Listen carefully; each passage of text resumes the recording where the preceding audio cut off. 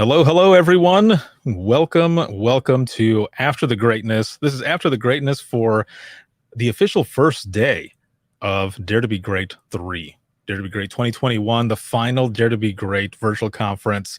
And I know in the last session over on Crowdcast, Melissa Alterio was already saying, I feel like you have something up your sleeve, like you might be doing another one. I don't know. This is, as of right now, it's the final one, and we're going out with a bang. It has been amazing. There have been awesome sessions going on, and let's see. Joy says, "Hey, it's a lot to unpack." What is that? This is the last one. So we're gonna get into this here, and we're gonna jump right in. There has been a lot of stuff going on today, a lot of amazing sessions, speakers, the sponsor speakers, just everything that they brought to the table. It was so good, and I thank you all so very much for the support and for sponsoring Dare to Be Great 3. And yeah, okay, so the day, yes, the day there's been so much that was talked about. You're right. It has been a day, and a lot of people have been jumping into the Discord channel and just talking about a lot of the sessions that are going on, connecting, networking. It is buzzing over there like crazy. So thank you all for joining. And if you haven't joined yet, make sure to jump in there. The link is down at the bottom of every single session for DTBG3. And I just smashed my hand on the desk, so that was awesome. That's what happens. I've been here all day, man. Didn't go to sleep until about 1 a.m. last night, or I guess early this morning, and then woke up at just before 6. So it has been crazy. But welcome everyone who is in the comments. Please, a roll call, share this broadcast, and let's get some questions and everything in there. We're going to recap some of the sessions that went on today, and I want to welcome my guest today. And this is going to be James Mitchell. He's the Chief of Staff with Rapid Deploy, and Rapid Deploy is one of our diamond sponsors, and we can't thank them enough for being a sponsor. It has been an honor. It's been amazing. So welcome, James Mitchell. Hey, everyone. Thanks for having me, Ricardo. I appreciate it. Hey, what is going on, man? Lots. I mean, Yeah. So there have been a lot so we were kind of talking here a little bit before we went live, and we're going to go over some sessions and everything, but I want to share actually a little bit of behind the scenes. So I had mentioned to you earlier, I was doing multiple sessions. So this was kind of the funny thing that was going on. Well, I can laugh about it now, man, but during that time, oh man, I was sweating. Like you can see it. Like I'm just glistening. Warm enough as it is in this room, but I've got the whole setup here, and then I've got another setup over there. And I was just praying that that some of the speakers were not going to be able to, or not that they wouldn't be able to, but that they wouldn't finish at the same time. And one of the sessions actually happened like that, where one had just finished, and then I hurried up and jumped over and turned my camera back on. I was like, oh, thank you. And gosh. Went the sweat off. Do you have a swivel? Do you go back and forth in one chair, or do you go chair to chair? Is it like a swivel chair thing? Like what's your mode? Yes, swivel. Swiveling it up, man. Yeah. Yeah, pretty much just like robot style, like going back and forth and trying to get it done. It was crazy. But so how's everything going with you, and how are things going on over at Rapid Deploy? And for those who may not know, which I don't believe anybody doesn't know what you all do, a little bit about yourself and the company, please. Well, Rapid Deploy, we're incredibly busy, which is a good thing. Obviously, we're a cloud native platform for public safety. Long and short is we're trying to bring what is essentially legacy technology into the 21st century. I've spent some time in my career trying to build avenues for adoption of new technology for public safety for the better part of a decade now.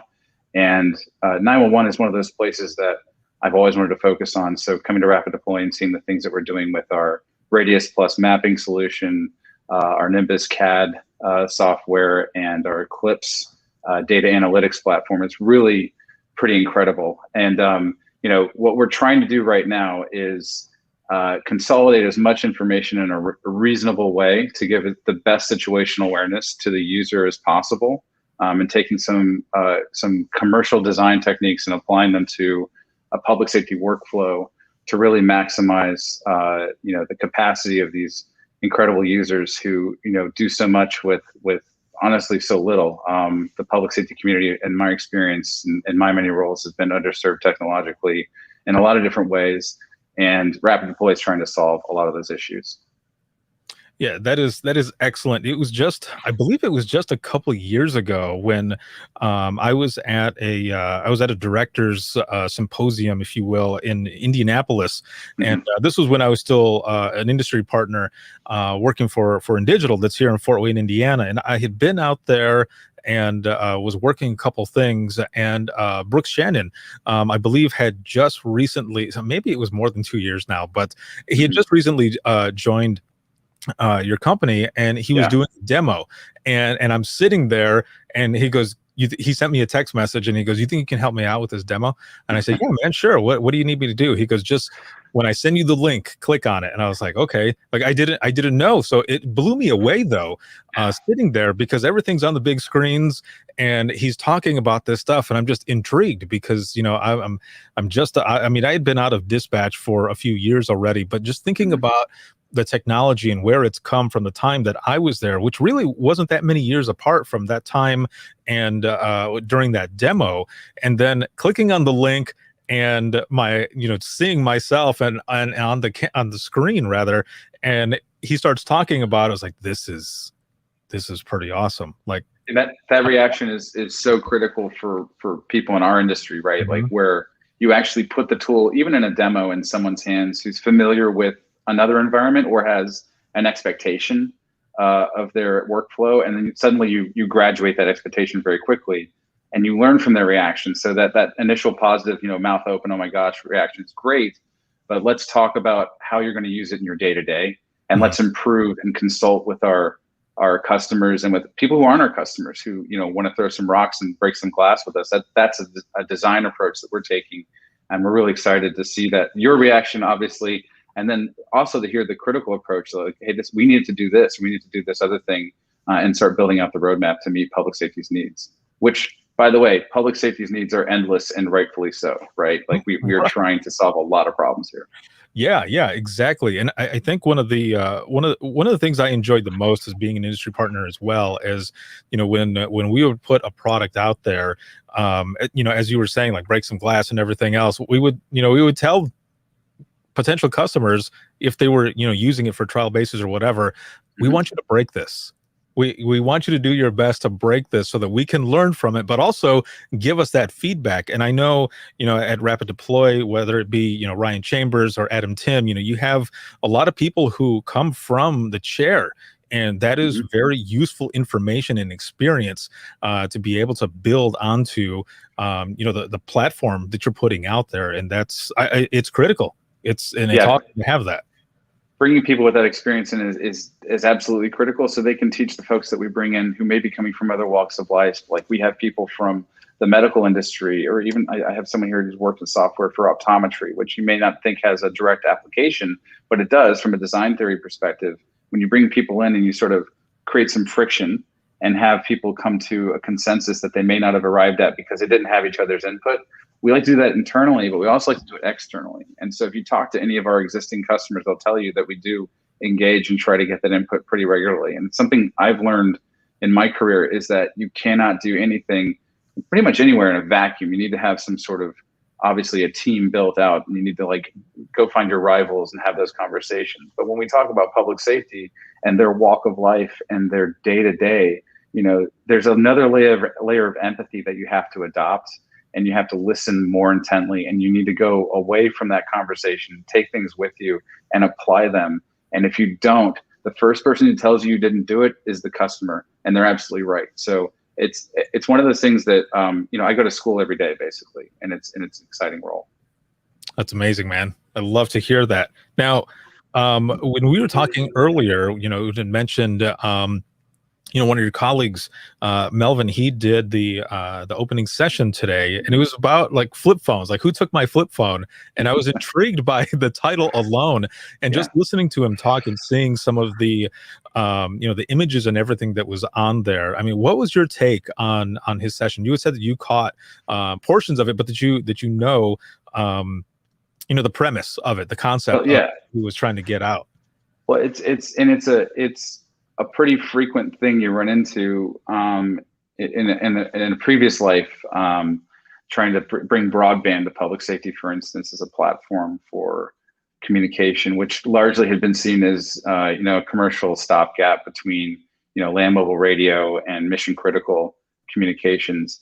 Selling public safety on not even an emerging technology, but an unproven, in their mind, unproven technology is very difficult. So you have to find a way to manage the transition.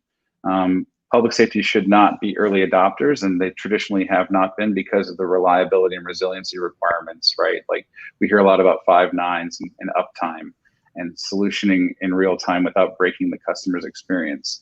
All of that is a learning process for any company in this industry. If you don't understand that, you're going to fail pretty quickly. So what we try to do is create a space where, and I've done this in a number of roles where, if you think about what public safety has, think of your average firefighter and the gear that he or she carries, or law enforcement officer and the gear on the belt, and the exponential tools, right? Like there's more stuff all the time because we want to use as much as we can in our workflow, but we also don't want to have to think about it too quickly. And if you think of technology the same way, right? I want to put as much data and surface as much data as is reasonable without oversaturating the user experience, and without it's that sort of law of diminishing returns, right? If I give you too much, then it's too much and I can't use it, I'm not going to use it. So how do I balance the existing user experience with legacy systems against what is now new emerging technology? Can I combine those two things? Can they complement each other? And is there a handoff at some point where public safety decides, the user decides when they, we used to say that one day they're going to leave their land mobile radio in the car and take their cell phone. We're not there yet, right? That's probably 5 to 10 years away, if that. I think that's the premise that we see a lot, where folks are turned off by people who are aggressive, saying you have to now go to the cloud immediately. Well, the cloud can be there, and all the other stuff can be there as well. And we don't want to break that, because we want whatever workflow works for public safety should work for public safety, full stop. Yeah. And, I think, one of the other points that he had in there is, sometimes it takes, those who are close to you to help you realize that there's a way to, work smarter, not harder. Right. So there's a part towards the end of his session where he mentions that I think he was sending a text message on his flip phone, and he said that his kids witnessed this. They watched him struggle. I think he struggled. Yeah, he struggled for about 20 minutes or so trying to send this message, and I could see that, because I remember having a flip phone and looking at it, and you had to press the number so many times to get to a certain letter, and then keep moving and moving and moving. If you were lucky enough that you had a BlackBerry, that made it a lot easier, but that just that alone. And then he says, my family, they had a flip phone intervention. and they got me a smartphone, and I'm a smartphone user now, and have been, and I took that as in public safety as well, that nobody likes change, but when technology is coming in, even if you're on the fence or anything like that, sometimes it takes others to show you that hey, there's an easier way to do this, a more efficient way, and as long as you keep at it, you'll figure it out, right? Absolutely. Yeah. I mean, it's true anywhere. And I think that specifically in public safety, you see companies who start to work with other companies who may be in the legacy side and some emerging technology, and they start to work together to try to figure out how to manage that transition for the marketplace, because the market has to react to what public safety ultimately wants to do. And I think we're in an interesting place now, where if you looked 5 or 6 years ago, I'd say that the public safety market was defined as very niche and sort of in a pocket.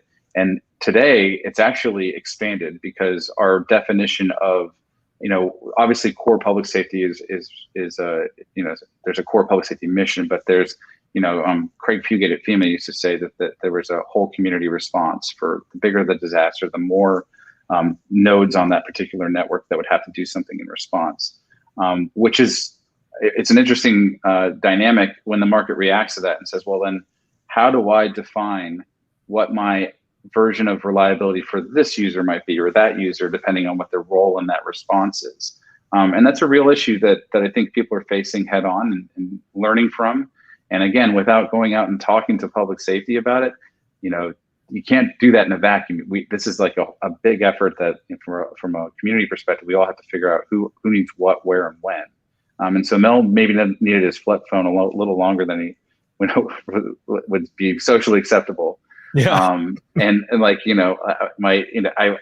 know that experience with my own dad and trying to get him to sort of, upgrade as well, and trying to sell to just from my perspective. But it's a challenging proposition when you start talking about the actual workflow of public safety and that mission critical response role. Yeah, no, I fully agree, man. And I'm glad that, so in the comments here, we've got, Jeremy DeMar in here, and so he's giving his apologies. Jeremy, you are all good, man. I am glad that you are all good now, and that the radios everything is good to go.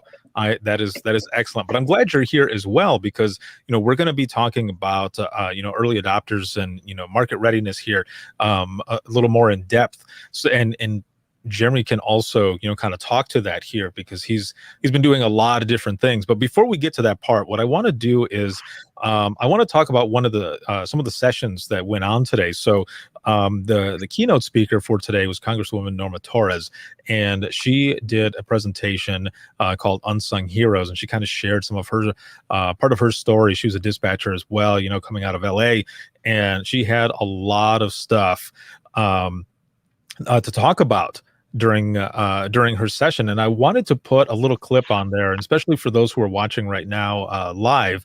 And if you didn't get a chance to see it during the actual presentation, make sure to go back. Registration is open for all time, as well as all the videos that you can go back and watch it as many times as you want. It's unlimited. It doesn't go down unless, the apocalypse happens or something. It will always be there. And okay, my bad. I don't want to throw that in the universe and something happens. Tempting fate, man. Tempting fate. Jeez. Yeah, exactly. So I do want to, I want to play this this clip here really quick, and just put this on here. So this is part of the session from earlier today. And I had asked her a question because she's fighting hard for the 911 Saves Act, which is the reclassification of 911 dispatchers and call takers.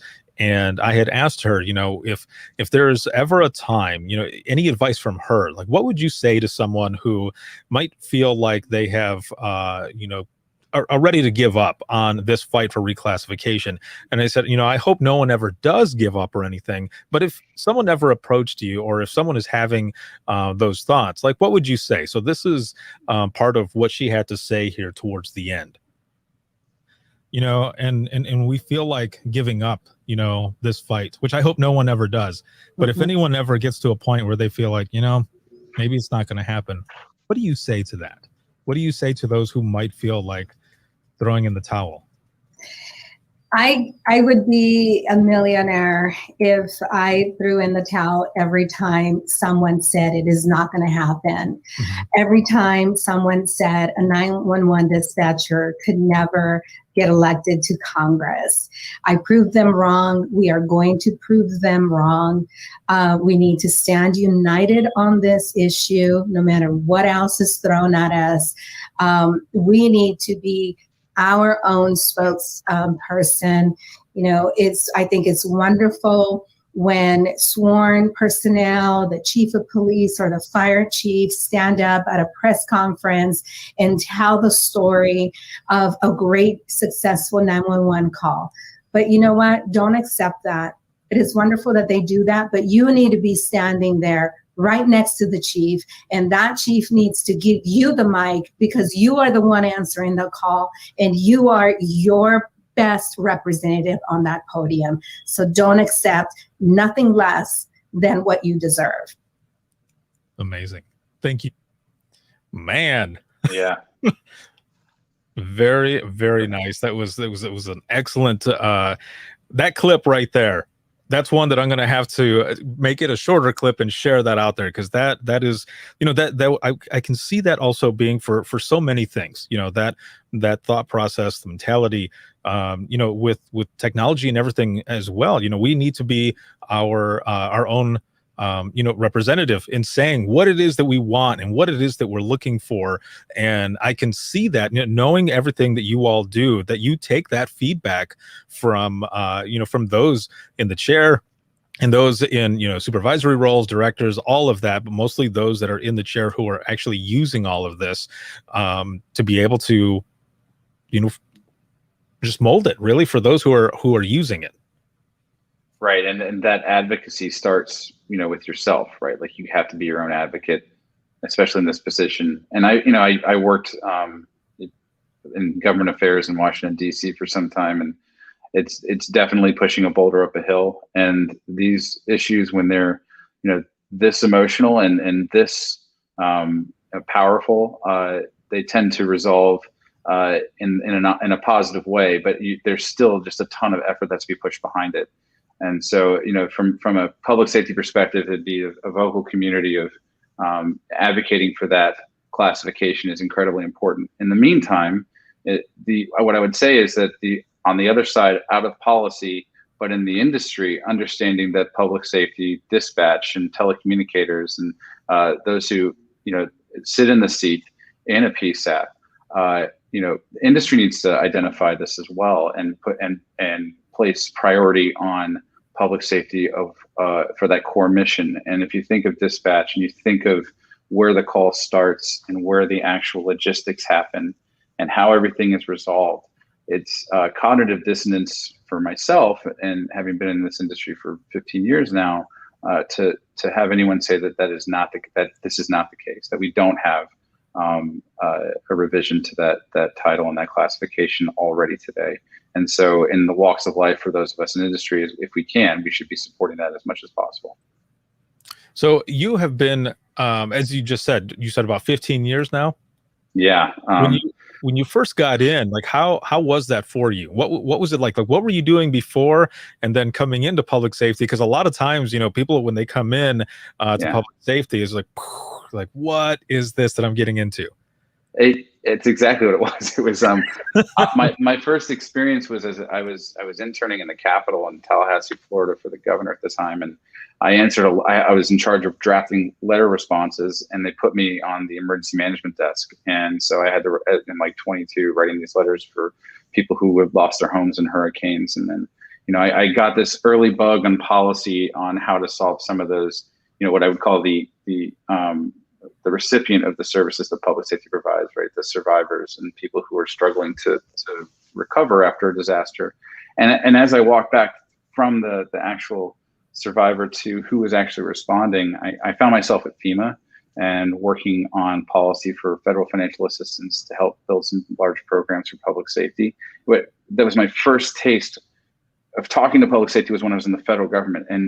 And that was a very interesting experience. I had no idea that the federal government was held in a medium regard, let's say, from public safety as a community. But once you start looking at these programs and how they've been structured, it's really hard not to understand how there could be an aversion to some of these programs. So I spent a lot of time trying to fix them. It wasn't until I got to the First Responder Network Authority and understood that we needed new platforms for communication, that we needed to expand the tool set, right, for public safety beyond those legacy tools, and frankly, blow that niche market open a bit to try and exercise some of the better angels of the commercial market to do the right thing for public safety. That's when I really got the bug for this, and it's when I first heard about Rapid Deploy, actually, and what they were doing in the 911 space, and understand that 911 was really this territory that wow, how could we even think about leaving the PSAP community behind with from a technological standpoint, and how do we fix this? And come to find out, we've been trying to fix it for some time. The government, that is, and we haven't been terribly successful. I think we're getting close, right? I have my government affairs hat on, watching the NG911 legislation and hoping that that's going to go somewhere good. But right now we're on the sidelines, I think, with everybody else, just seeing and waiting to see what happens next. I think if it goes the right way, it's going to be an incredible boom for PSAPs and 911 telecommunicators nationwide. Yeah, and that was some of the topic that was mentioned as well with Congresswoman Torres, that part. But then the next session as well, we had Captain Kevin Haight, and he did a thesis on this topic as well. So there was multiple pieces that were talking about this, and dispatchers and call takers, and then the session that wrapped everything up. You were talking about just changing the culture, creating a positive culture. But this was from a director's perspective, but also with all of this, we talk about technology as well, and adopting and really getting into this. And everyone who is here in live right now watching, I want to get some of your input as well as we talk about this, because we hear the term early adopters, public safety as early adopters, but what more can you tell us about this? Where do you see the market, and the readiness to adopt a lot of this? Because some of the people that I've spoken to as well is they're somewhere on the fence, on embracing this new technology, or is there too much technology coming at one time? How do we deal with the mental health and wellness of our dispatchers and call takers, when you're thinking about video or photos, or anything like that, because now they're able to see it more. So let's go over some of this market readiness to adopt new technology that's coming in early adopters. Yeah, it's a really good question, because there's a responsibility that we all have in industry to make sure that we're asking the right questions. And one of them is, for the customers, how many more data points would you like? Or more aptly, would you like more data? And public safety typically responds like, I don't know, because we've already got a lot of channels open. We already have a lot of tools. It's one thing to buy the thing. It's the other thing not to use it. The usage is adoption. I'm not interested in selling. I'm interested in you adopting. That's the key, and that's what industry should. That's how we should be approaching it. But if you think about what you just described, which is a potential oversaturation of information in multiple environments, like I don't want the user to have to pick the path that they're going to go down. I want the user to feel like it's just natural, that the design welcomes them to an environment that automatically reciprocates the engagement of the user with relevant, useful data, and not like a bunch of video popping on the screens. Like, you should have control over that, because it is about quality of life at the end of the day. Like, I think what we're all sort of talking about is, what can we give public safety in the moment that's going to make their jobs better, more efficient, and at the end of the day, a higher quality of work life, because it is an incredibly stressful job, and it can be detrimental to your personal and home life. And if technology can just make it just a little bit easier, that's great. But we don't want to overdo it, because you can actually turn people off fairly quickly. I think the other thing, that when we say early adopter, there might be a negative connotation to that. There are plenty of early adopters out there, and that's great. I'm an early adopter. I buy a bunch of stuff that my wife wishes I would never buy, just to play around with it. And I have like the bucket of stuff in my utility closet of things I'm never going to use again. But I like gadgets. But I'm not out, saving lives. I'm not answering 911 calls. I'm not putting out fires. I'm just playing around in the basement. That's different. And we should never use response as a testing bed for new technology. If we have willing customers that want to come in and break stuff, like in the example you gave earlier, and they want to throw some rocks and break some glass and show us what's not going to work for them, that is a completely different story. But once it's out in the wild, and once it's in the hands of a user, there is an expectation that there's a reliability and a resiliency that comes along with it, and we need to meet those metrics for all of our customers. So then they become an adopter, they become a promoter, and public safety, if it works, they'll tell everybody. If it doesn't work, they'll tell everybody, right? Like, that's a key for us. Yeah, and so that continues to spread, and more people want to get into it, right? They want to learn more. And so how from from the way you work with everyone, with your customers and such, or even those who are just looking, to get into it, what are some of the things that you do to work with them more to kind of understand the product and feel more comfortable? Because so like Tim says here, nice to have tools, but need to know how to use them, and then train on them, of course, as well. Absolutely. Yeah. So there's a couple different ways we engage. So we have we have 10 people on our design team, and their whole job is to go out and learn from public safety in a PSAP or in an ECC and sit down. And I think one of our designers is on a roadshow right now just to take in a bunch of information and notes to help build into the platform on tools that are already in use today. So learning about how tools are being used, even on-prem legacy tools, we don't care. We want to know how public safety does their job and how we can make it better. That's a front-end engagement. When we actually have a customer on hand, we have a huge customer success and support team that are dedicated to, one, making sure that adoption is happening and that they're getting the most out of the tool, that we're available and those channels are open real time for us to accept, any issues, if they're picking up on any bugs or any issues in the system, which still happen, and we run tickets like any other software company, we resolve those. But also there's feature requests that come through because you may adopt this tool and you may be using it. And I've honestly never seen public safety pick something up and not figure out a new use for it, right? Like they have utilitarian focus that is frankly unparalleled and incredibly important to people who are in the design business trying to build things. So we're pretty much 360 degrees engaged with public safety, customer or not, to try and learn about how they're using their existing tools or the new tools that we put in their hand, and we bring it back to the shop and we try to make it better. That is definitely the way to do it, because as we keep saying, it's that feedback, it's molding it from there. And looking in the comments here, even like Mark says here, more than an email saying check out this new feature. Yes, absolutely. Yeah. That doesn't work for me. It's not going to work for everybody else. I mean, I don't ever click on that stuff.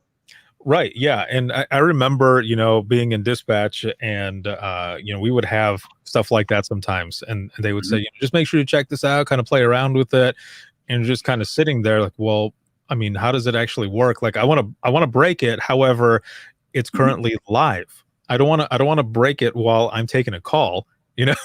And so exactly, we need a little more information. So I love that there's that extra care that goes into those that use the product, and just so that they can feel comfortable, because that's what I would want. I would want people to feel fully comfortable. And I'm looking in the comments here, and I've got Donald here who says, love Rapid Deploy.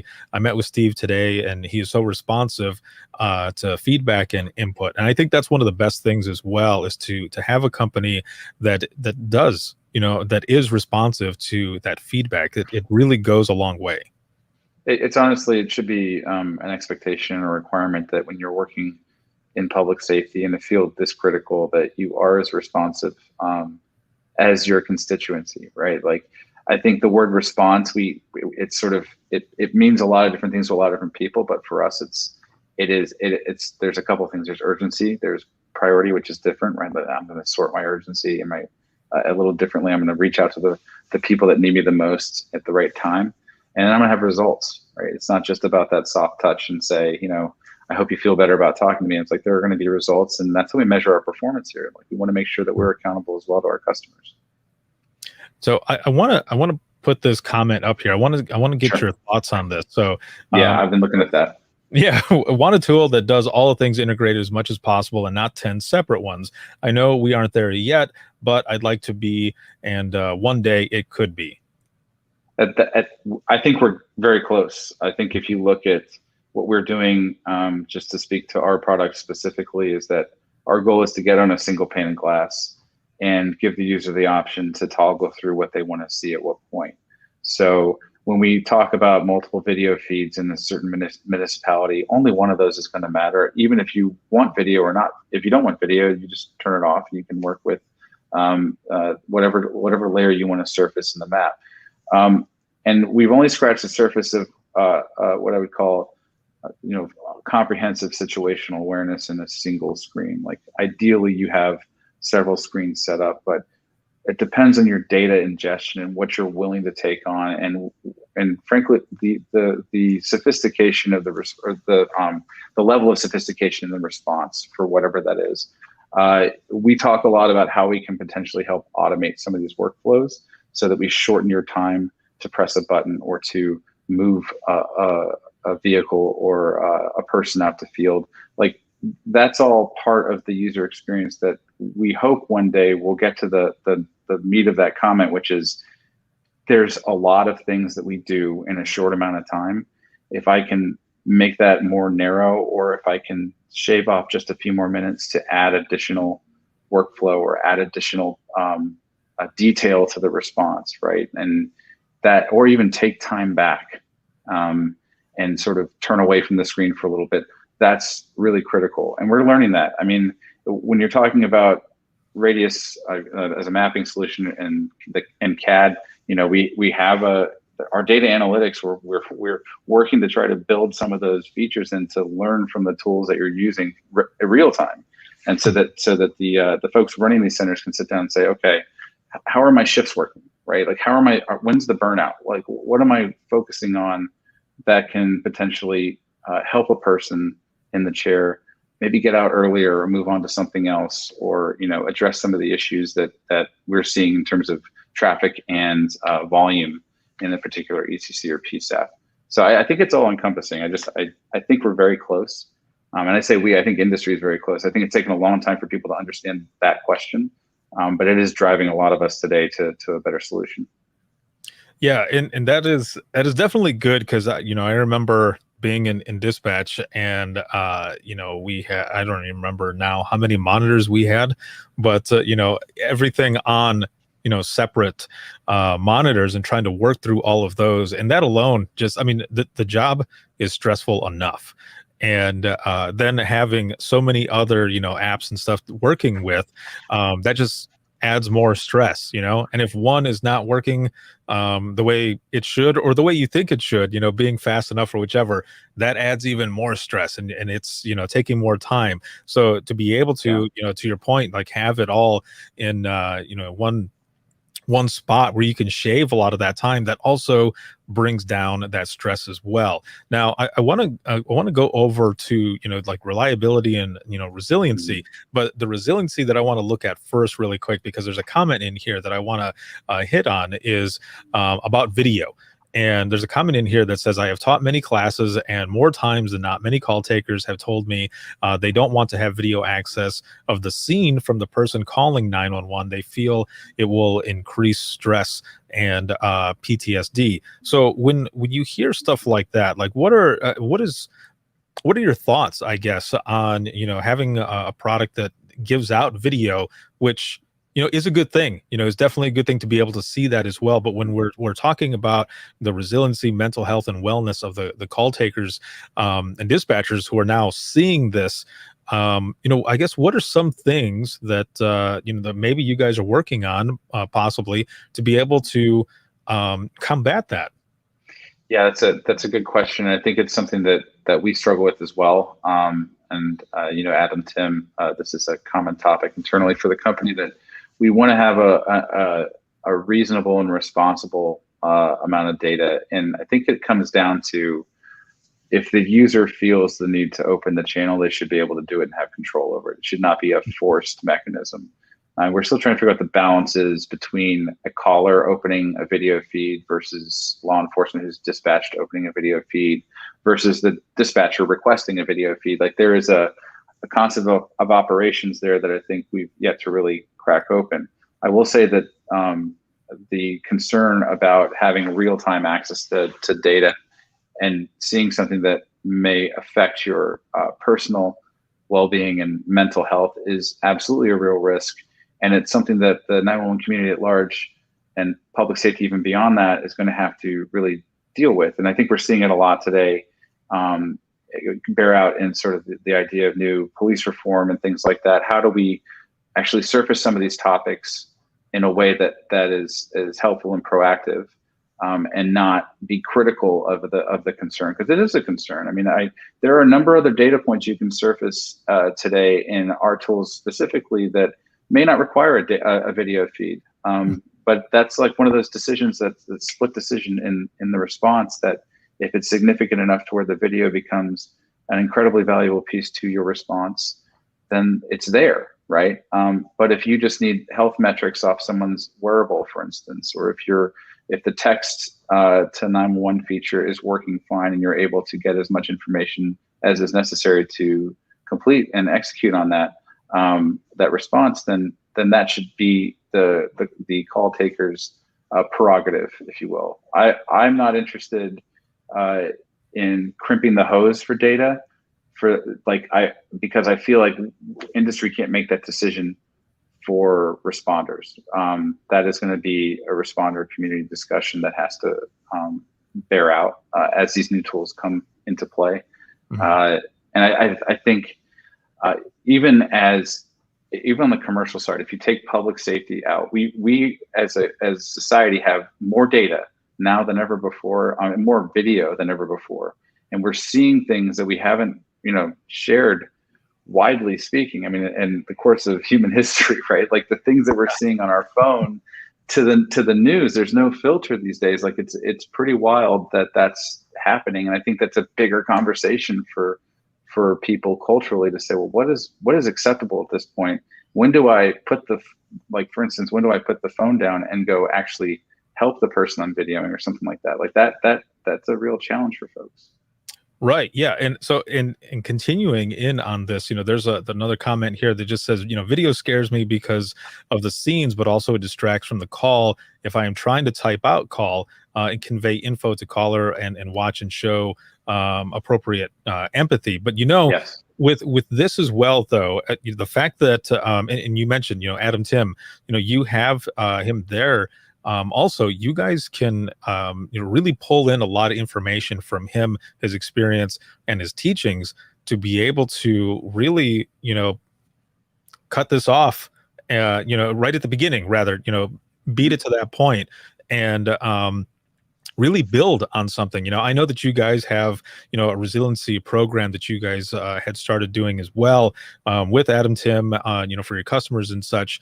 And, that really is, it's amazing to be able to have that and to be able to utilize it, when we're talking like we are about video and how that's going to go out and how it's going to affect, the dispatchers and call takers who are doing that. But there are a few, and I'm one of them. I feel like, in a sense, because dispatch has, one of the biggest things is closure, and there's a possibility that seeing some of that stuff can help with that closure piece.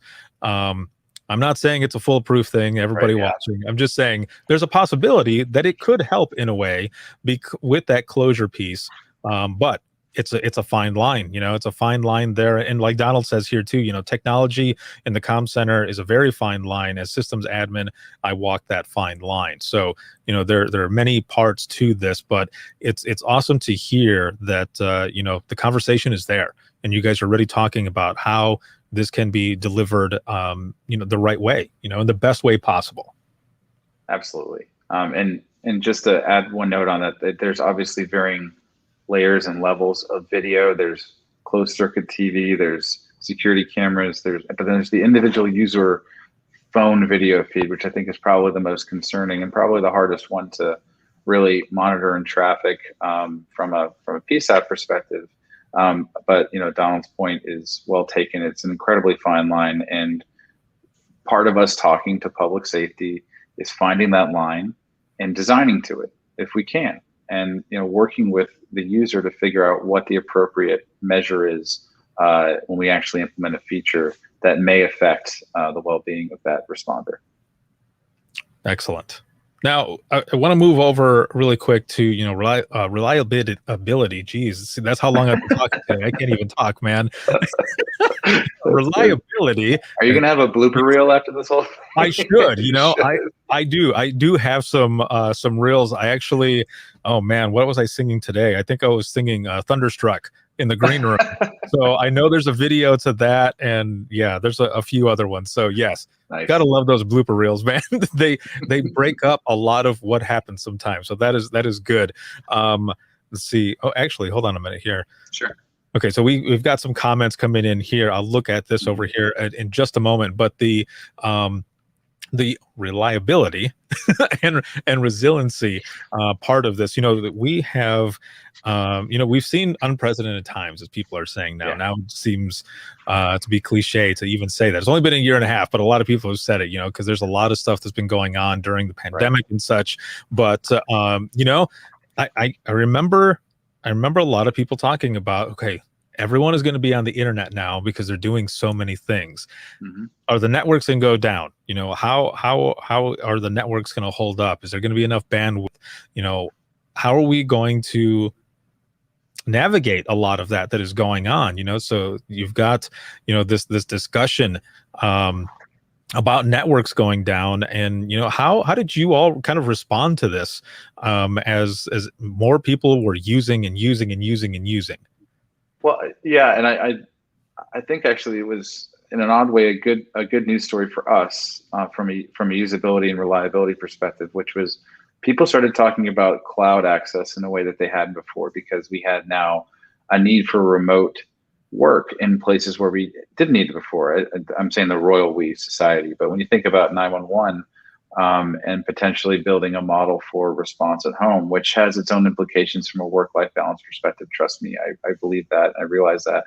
But when you saw what happened in Puerto Rico at the beginning of COVID, where 911 centers were basically shut down because of community spread, a remote capable tool like being able to log into your laptop from home to do a mission critical service, to execute on a response is pretty powerful. And we actually spent time working on how to make that some sort of light version of how we could make that happen if we were ever, if that was brought to bear, and if we were called to action to go manage that. So we thought about it a lot from a PSAP workflow perspective, and some of the concerns were obvious around call takers at home and just being able to manage that, and that just felt like we were pushing the royal we, like we're pushing an envelope there and expecting people to do this incredibly difficult job from home. I think some did have to do remote response. We also saw it in emergency operations centers going remote. And it was brought up early on in COVID in another group that I was working with in public safety, who said, we really need to think about the virtual EOC. And everyone who's ever worked in an EOC at the table was like, oh, that's never going to work. And sure enough, we were doing remote and virtual EOCs, and it's become a pretty hot topic on the disaster response circuit. So from a reliability perspective, I think the networks actually did okay in the beginning. Were they achieving 5 nines? Probably not. I mean, most of our backhaul and broadband for our terrestrial commercial networks is, it's still in the process of being upgraded. We're in like the 6th or 7th year of LTE. 5G is happening ish.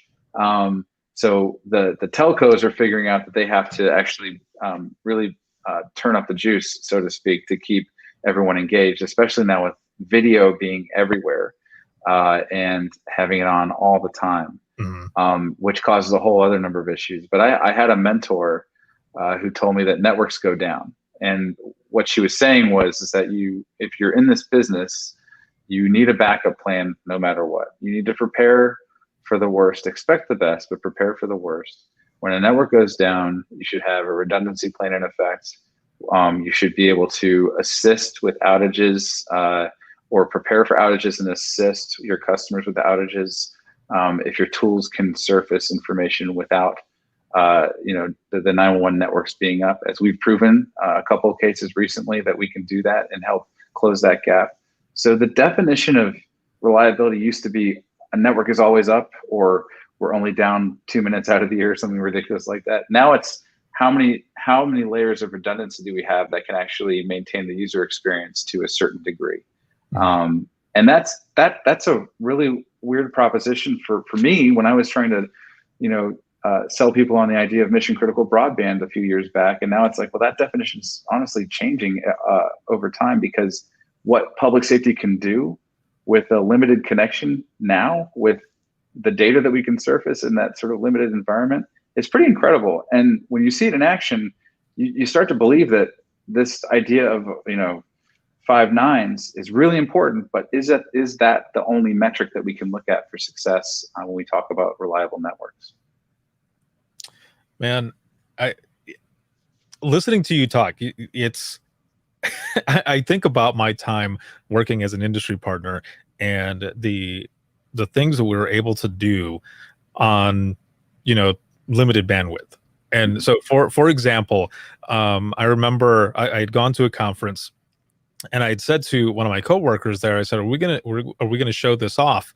And they said, well, so and so hasn't gotten here with the TV yet, so that we can do the demo. It was for a texting platform, and I said, well, I mean, we can do this right off of the connection that's here. They're like, well, the internet isn't that great here in the hotel. And I said, no, watch. So I hooked on to my tablet and put it, because it was browser based, and I put it on there, and I was just walking around. I was walking around and doing demos right on my tablet, and people are like, ooh, ah. So listening to you say that, it's true. There's so much that can be done. And it's just, just embracing that, and kind of jumping in and really wanting to learn it and get in there. Yeah, it's been good. It's true. I'll just remember I was at a conference a few years back, and 5G was just starting, right? And so at the company, I won't say the name of this person does networks. He's like, the biggest argument against 5G is LTE, because the network just keeps getting better and better, and we can do more with less every year. Like there's something to be said for being efficient in your coding and your construct and your compression, that you can do so much. And actually, rapid deploy was a concept in South Africa for in its early stages. They were doing things over 2G and 3G connections that you look at today and go, well, I must need LTE or 5G to do that, and it's just not the case. You're absolutely right, and we should lean into that. We should see what else we can bring to bear when the networks do start to crimp up and we have an issue. How far can we take it? I love that right there. How far can we take it? How far can we take it? Yeah, that's the best part of it, just stretching it and seeing where you can go. And looking in the comments here, so Donald says that he set up the ability to call, take, and dispatch from home, including radio. He says, we don't use dispatch from home, but I prove the capability. And that was one of the big things as well that you saw a lot of places doing, where they were trying to I guess they were kind of dancing, with this idea of dispatching from home. And one of those was, Jim Lake out of South Carolina, Charleston. And I think recently there was an issue that happened. I won't say the name or anything, but there was some issues that happened network wise or whichever. And there were a few that came together. I know you guys were part of that as well. And I say this because it was in a tweet, and it was just talking about the solution that was created basically on the fly, really to combat what was going on, and so that the calls could continue going. And that right there is just a perfect example of, and of course, companies coming together to be able to continue to get service to go through.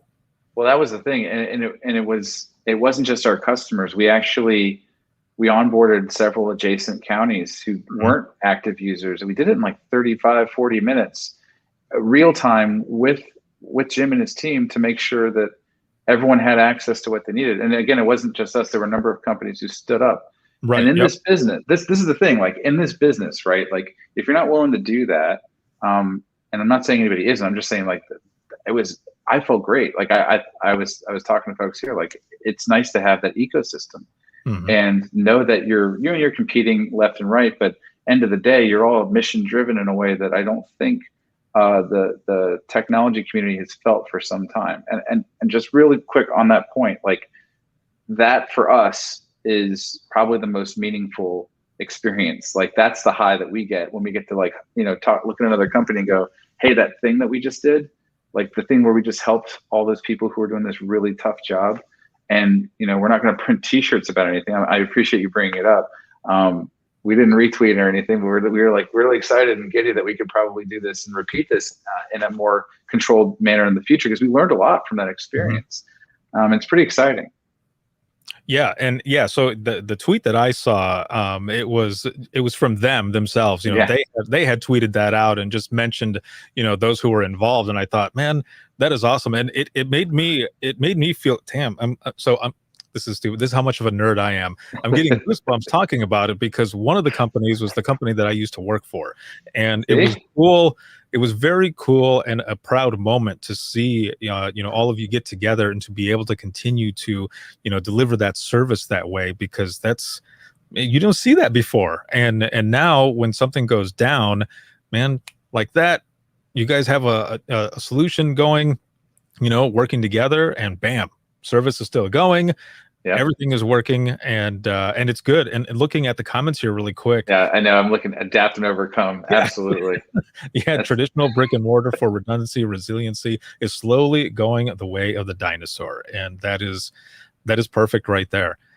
You know, this has been an excellent conversation, man. Thank you so much for being on, and again, for Rapid Deploy being a Diamond sponsor. As we go into the wrap up of this session, you know, everything that we've talked about, some of the stuff that you know, that, you know, from, you know, Melvin's opening session and everything. I mean, I guess let's just look at this part about, you know, early adopters, and, you know, well, not so much early adopters, but embracing new technology. You know, coming from your perspective and all, you know, what is some advice that you have for some people that that might be kind of on the fence, you know, on edge about you know, some of this technology that's coming out? Yeah, I would say that anyone in this business in public safety, working from public safety communications and situational awareness, should understand what your concerns are. And if you don't, if you're not vocal about those concerns, then we can't address them. And so we always encourage folks to tell us what they like, but more importantly, what didn't you like? How can I, you know, how can I stretch the realm of possibility here to make you feel better about the products that we have in place? We may not be able to do it that day. We're still, you know, a pretty young company, but that's what the roadmap is for. And by the way, every feature or fix that comes in has, you know, I call it a blast radius, right? Like it literally will affect other trade-offs and decisions in the company. And we take that very seriously.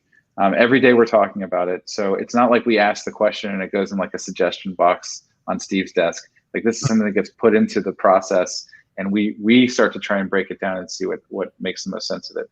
I'll also say that one of the best experiences I had was I was visiting state of California a few years back, and I got to walk through a motor pool, and they had a whole room full of just plywood boxes on paint bucket shakers, right, like you see in Home Depot. And what they would do is they would drop devices like radios, cell phones, whatever that was military grade, and they would break it that way.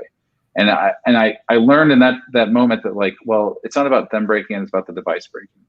Mm-hmm. So what breaks and how do we fix it can come up in any environment, but the best place that we can surface that information is when we're meeting with public safety and they're telling us what they've experienced and what they want to see fixed, and walking us through how they got there, so that we can recreate that experience and try to solve it for everybody else. We are eager to listen and take those inputs, and we are not shy about it at all. So if you see someone with a Rapid Deploy vest on, you know, like, pull them aside and tell them that's what we're here for. So it's always fun to engage and talk about those things and learn from this community. Amazing again, man. Thank you so much for being on. This has been an awesome conversation, and I'll be right back here with you. And you know, for those who are watching right now, thank you for joining us. And again, thank you to Rapid Deploy for being a Diamond sponsor, and to James Mitchell for coming on and talking about all of this. It has been awesome. I can't say enough. It was just that good. We learned a lot, you know, a lot of different things that we were going through here, and there's so much more coming tomorrow. So make sure to check us out tomorrow for day 2 of Dare to Be Great 3, and we have just a day full of amazing sessions that are coming up. And make sure to check out our sponsors as well. We've got our Diamond sponsors as well as Gold sponsors who will be doing sessions tomorrow in the morning. And then we have our keynote speaker, who is going to be Sarah Weston, who is the founder of 911 Wonder Women Inc. So again, check us out. If you haven't registered yet, make sure to register. It's free. Go to withinthetrenches.net /conference, and you can find out more about, oh, my mom is on in the comments. Hello, Mom. Hola. You can find out more at withinthetrenches.net /conference. You can see all of the speakers that we have there, as well as the sponsor speakers. And please go to the sponsor page as well. You can click on every logo, find out more about them. All of their speakers are on there, more about their companies, and also marketing materials. You can also download the guide, and has more information about them there, because supporting them is supporting us, because we wouldn't be able to do this without them. So thank you all so very much, and we will see you tomorrow bright and early at 8 a.m. Eastern Time. Have a good one, everyone.